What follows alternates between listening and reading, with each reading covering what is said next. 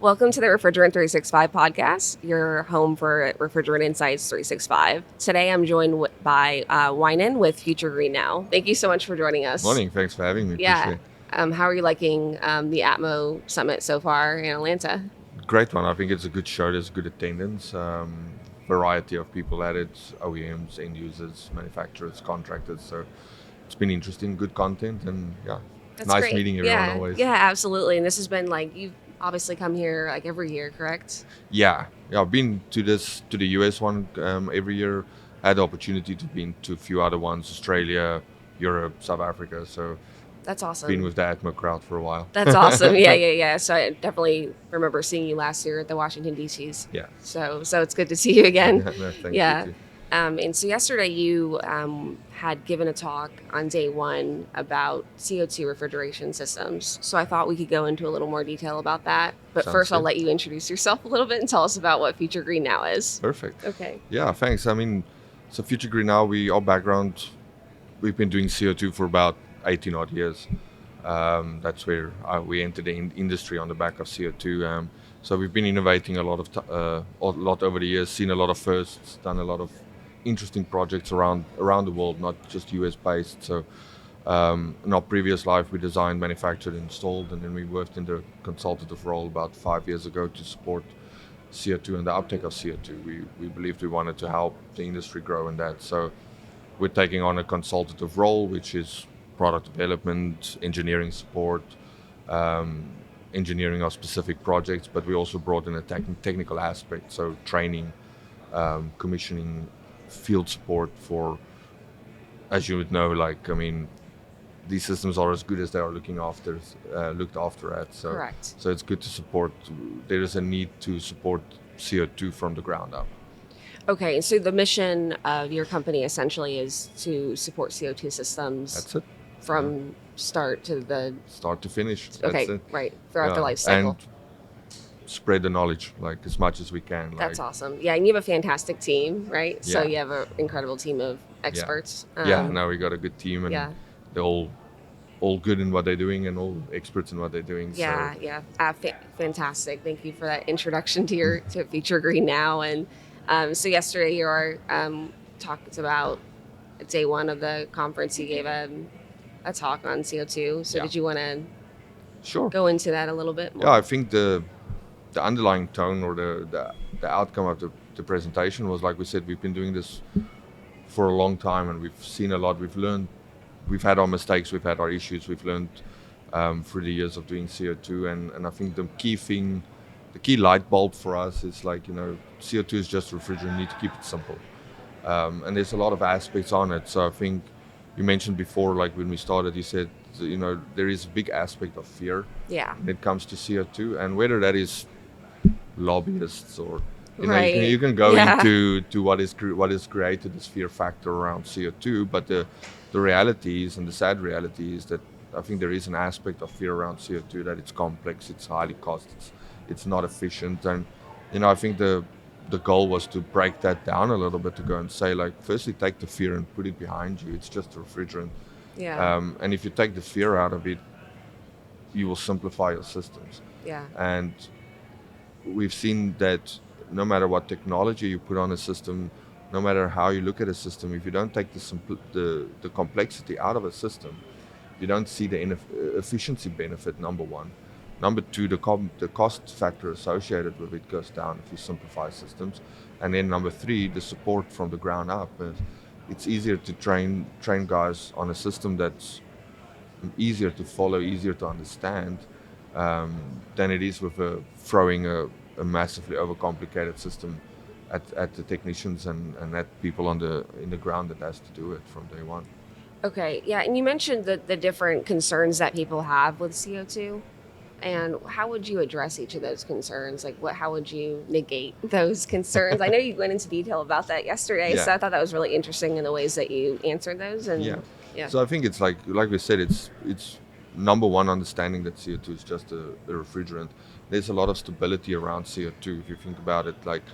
We've got a high pressure valve, we've got a flash gas valve introduced, so that takes care of what happens on the high side. If you look at an HFC system, the high side affected what happens at the low side as well. Okay. Your liquid quality feeding to your evaporators. So from a design point of view, you can really simplify what's happening at the bottom. And then again, I think the cost factor, what we've seen is if you simplify stuff and you take the complexity levels out of it, you can reduce the cost of these systems and have them become closer to parallel, closer to par with what we find on the HFC systems. And then controls is important. If you set something up if you set something up properly and you make sure that your controls are defined and refined and allowing the system to work stable, you find the efficiencies coming back with that. Excellent. So you said CO2 is just a refrigerant, and so I'm kind of curious what led you to CO2, because you talked a little bit about how you started. You've been in it for 18 years, correct? Yeah. So what made you? How did you? How did I get into yes, CO2? Yes. So I did my postgrad on CO2 heat pumps. Okay. So when I finished that, I obviously wanted to enter the industry, and that was early days of CO2. And I was fortunate enough to come across a company where one of the end users went to Europe and Okay. just saw the whole move going to CO2, and they wanted to introduce that back into South Africa. And I ended up going to a company, and we started just pioneering and helping them go to CO2. So that's how we got into it. And we've been, like I said, we were in the beginning where we looked at cascade over CO2 systems. We had all the complexities in it, and over years we literally could see these systems just becoming smaller, less complex, more defined, as we just took out all these fears and componentry associated with backup safeties and everything Gotcha. that people think is necessary to overcome CO2. Awesome. So would you say that's your favorite refrigerant? I would say so, yeah. Okay. CO2 is so flexible and it's so forgiving in a lot of aspects that, I mean, we've mentioned it before. We've seen, we dabble in industrial. We do a lot of industrial projects as well, where we have 10 different suction groups or temperature groups on a single system. Like, there's a lot of flexibility that goes along with CO2. Like, if you find those benefits and that comes with CO2 as a refrigerant, there's a lot you can do. The heating side of life is something that we overlook completely. There's so much heat capabilities and possibilities.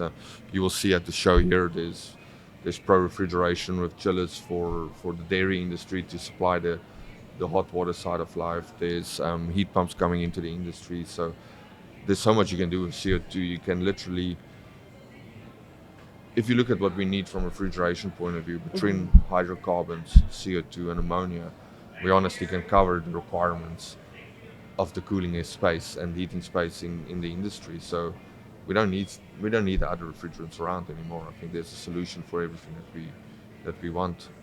Yeah, so you're thinking it's like a future-proof option for folks that are looking to make the right choices about the refrigerants. I think that was one of the outcomes of the study, is like what do end users that's been through the journey of going to CO2, outside of legislation and regulations, which is perceived as the main driver, we found that the end users find the stability and the focus that they get out of it to be the benefit. As it's like, I can imagine the burden that a lot of end users have around the HFC and spectrum at this stage is every year there's a new flavor, something that you have to, you can't focus on a 15, 20 year process if you don't know what's changing tomorrow night. With CO2, it's like you bring that peace of mind to the end user that this is it. This is what we're going to do for the next foreseeable future, and systems we put in now, it's going to last for 20 years. We're not going to have to negate it. So it brings that focus back to go and say like, well, this is it. So let's improve it. Let's make it better. Let's back this refrigerant because it's a future-proof solution.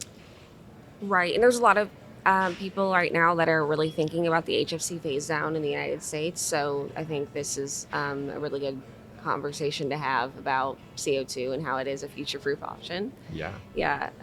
What would you say in terms of, y'all, you do a lot of training, so in terms of the compliance requirements for CO2, what would you say to people? Like, is it you said it's very simple, so like Could you go into a little more detail about that process?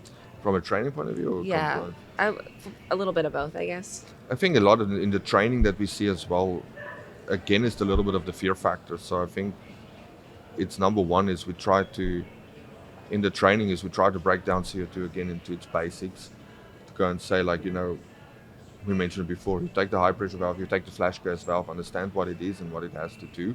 Everything else works and operates in the same way that you've been doing it at this moment. So Okay. I think from a training point of view, it is it's important to get technicians comfortable with it. It's the same thing from a design point of view. You need to get rid of the fear. You need to put the simplicity back into the design of a system. And the same with the technician support. You need to get rid of the fear and put the comfort there to work on these refrigerants. And my experience, our experience with it is going from that scare factor to working with CO2 to actually working with it, getting comfortable with it. It's like there's no turning back. We found like the technicians, our experience previous outside of the US, but the guys were like fighting who wants to be the ones doing the CO2 stores versus the HFC stores. Like they wanted to rather work on the CO2 stuff than the HFC That's stuff. awesome. Because it's also Okay. been, I think one thing that's made the industry really interesting again is this whole change and move towards natural refrigerants. Yeah. It brought again a bit of a challenging factor, and it made refrigeration interesting again. Let's face it, it went from catalog selection to, this is how we've done it for 20 years to like, I have to think a little bit. And, Yeah, you and have this to is think a little exciting. bit. And Yeah. this is and a lot of people have found it to be interesting again. From a compliance point of view, I think if you look at CO2 is making its way into a lot of the light industrial sectors as well, where regulation comes into play with the high HFC charges. So people are really changing HFCs to CO2, and then also ammonia does bring certain aspects of, if you're close to a residential area or a populated area, there is a lot of regulation and compliance factors that has to go into an ammonia system, which CO2 doesn't have all of those regulatory or compliance issues around it. So a lot less maintenance. You don't need to reclaim the gas. You don't need to get the fire marshal out to sign everything off. So there is a lot of positives in going CO2 as well. That's awesome. Thanks for sharing that. And in terms of the balance in the industry right now versus people that are comfortable versus the ones that are fear mongering, what would you say that like the percentage makeup is? Sadly enough, I would say Sadly, the so comfort levels and the how can I say, the manpower to work on CO2 systems is probably currently the biggest, I would say, restraint or constraint okay. of really really going and putting volume behind behind CO2. And I think, I don't know if you've spoken to a lot of end users and probably have, and I think that's like the number one topic or issue in front of all of them is like, we're happy to have 5 OEMs, we're happy to have 5 but we need 100 technicians plus. We need thousands of technicians to be able to work on it, and I think it's literally something that needs to be addressed properly. And comes back to the beginning of the conversation is, I believe if you get the foundations and the basics right, and if you start simplistic and build onto the complexities at a later stage, you support the downstream and you support the field as well with that. That's awesome. In terms of solving that challenge, is that something that you're currently doing, right? Is there any resources or things that you could point to for folks that are? Well, I think the resources or the availability is there. CO2 is not a brand new refrigerant. It's been utilized a lot around the world on a daily basis. So I think there is a lot of knowledge from OEMs, contractors, consultants around the world that can be brought back and applied. Okay, so you think it's more of like getting people interested in working on CO2 systems and training them, correct? Because the resources are there, is what you're saying. It's just more about the manpower. Yeah, and I think it's about breaking the barriers. Okay. It's breaking the barriers to entry. Yeah, well, and this is a perfect place for this conference is a perfect place to help spread that message, right? Definitely, yeah. Yeah. We need to keep spreading it outside the walls, because I think, these conferences are great, but everybody here has already broken down at least broken at least some of those barriers. That's why they're here. Right. So we Yeah. need. So it's. I think that it's in the hands of everybody that's attending this conference to go outside of this conference and spread that resources, knowledge, and what we've got here, and taking it outside. I think. I mean, we represent at this conference. We represent a drop in the expertise or the manpower that's working in the refrigeration industry outside on a daily basis. So I think what NASRC is doing is great, having training, taking it to the technicians, taking it to ground level. So that is great initiatives to see. Is like, I think collaboratively the people that's attending conferences like this and having overcome some of those barriers, or working at breaking them, need to spread it out, get it to the rest of the crowd. I love that. Thank you so much for sharing your work on CO2 refrigeration systems today on the Refrigerant365 podcast. And I hope you enjoy the rest of day 2 of the summit, and Thanks, you too. safe travels. Appreciate it. Okay. You too. Thank you Thanks. guys for tuning Thanks, in. everyone. Feel free to like and subscribe. Thank you. Okay. Thanks. Okay, thanks.